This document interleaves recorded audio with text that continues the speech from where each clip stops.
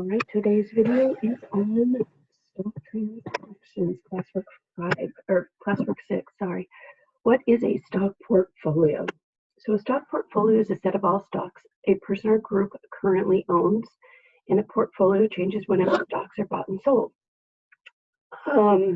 Stocks best for long-term goals over time because they can grow and become more valuable. So chances are if you're an investor, you're holding on to them for longer than if you're a trader. If the market is volatile, and that's what we're experiencing right now, a volatile market, it means that there have been recent, sudden, extreme changes in stock prices. And because of market volatility, and because some stocks don't perform well in a volatile market, it's best to have a diversified portfolio of stocks with different size companies in different industries.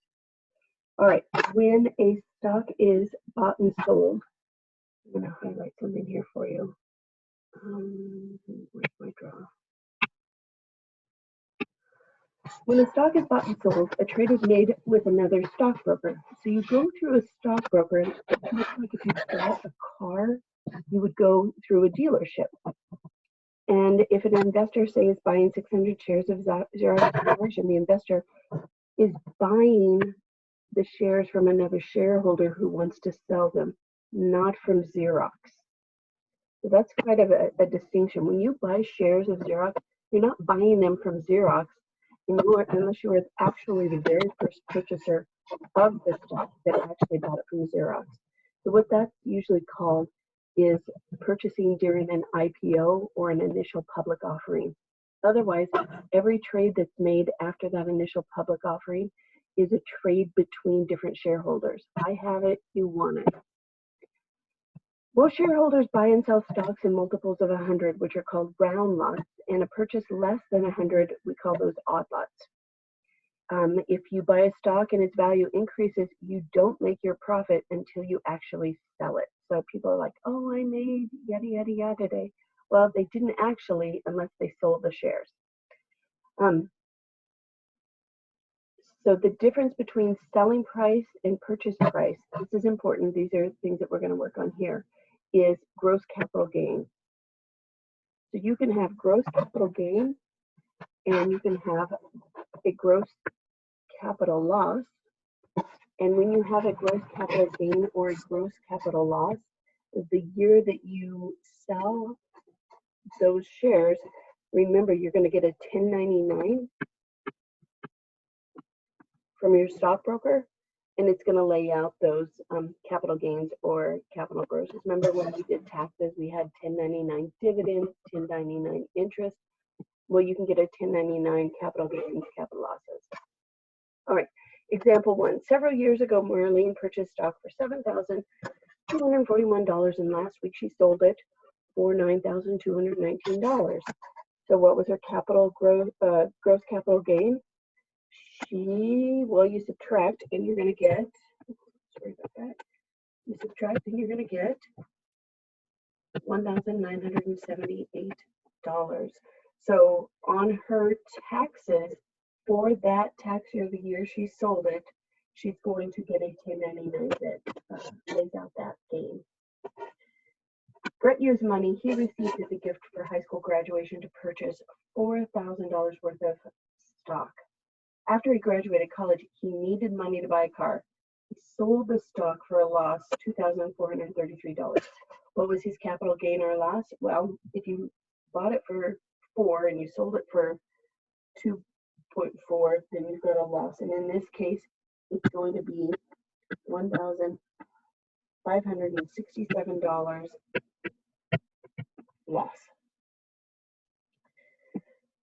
5 years ago, Jessica bought 300 shares of cosmetics company and sold it for $34.87 per share. Yesterday, she sold all of the shares for $41. What was her capital gain? All right, so in this case, we're going to go 300 times the $34.87. So what did she pay for it? She paid $10,461.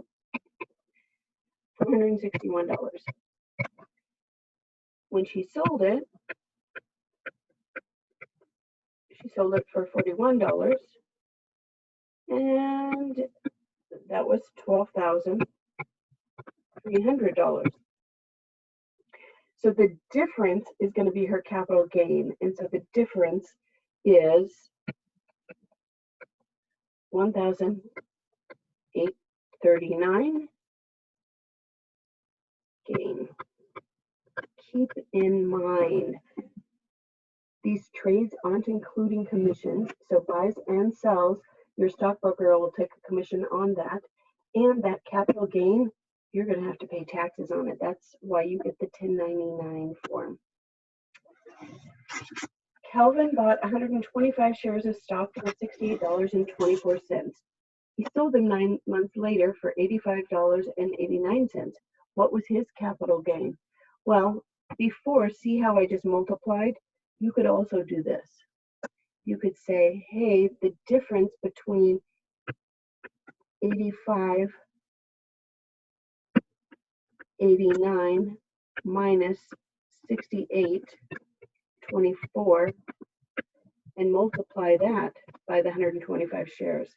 And if you do that, you're going to get a difference of $2,206.25. And in this case, that was a gain. So two different ways of doing it.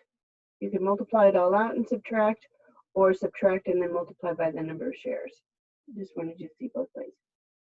All right, Randy paid $3,450 for shares of a corporation that manufactured cell phones. He sold for $6,100. Express his capital gain as a percentage.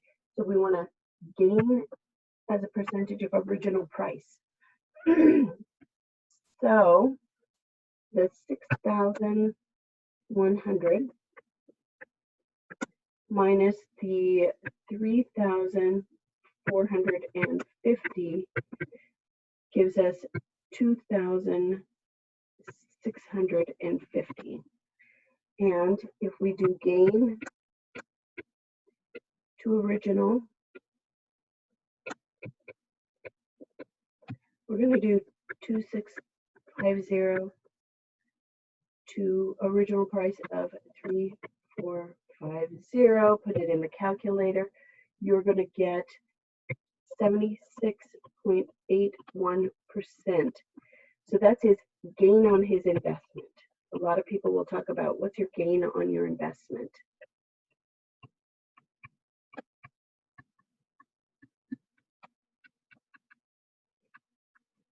And lastly, Allison bought shares in Citigroup Corporation in early 2007, $55 per share.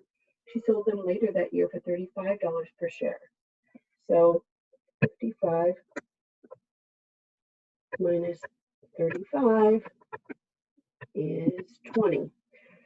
So express her loss as a percent of the purchase price.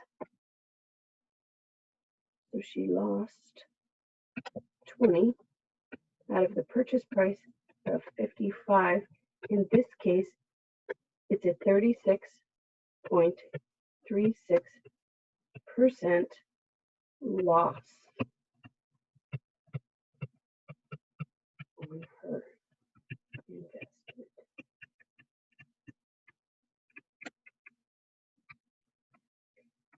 And that's it for this chapter.